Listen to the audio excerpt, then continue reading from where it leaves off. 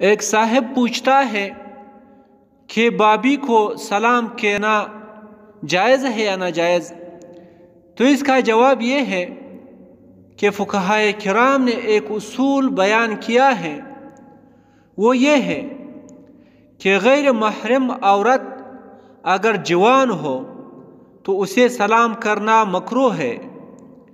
اسی طرح عورت کے لیے غیر محرم مرد کو سلام کرنا مکروہ ہے، اور اگر کوئی سلام کرے تو اس کا جواب دینا واجب نہیں لیکن جائز ہے، اور چاہیے کہ دل ہی دل میں اس کا جواب دے، زبان سے نہ دے۔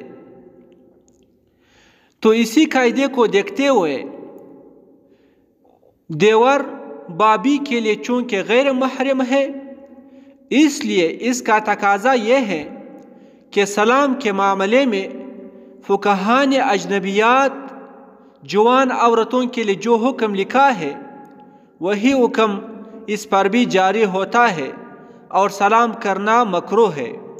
یہی مسئلہ فتاوی عثمانی صفحہ 435 جلد نمبر 4 پر مذکور ہے۔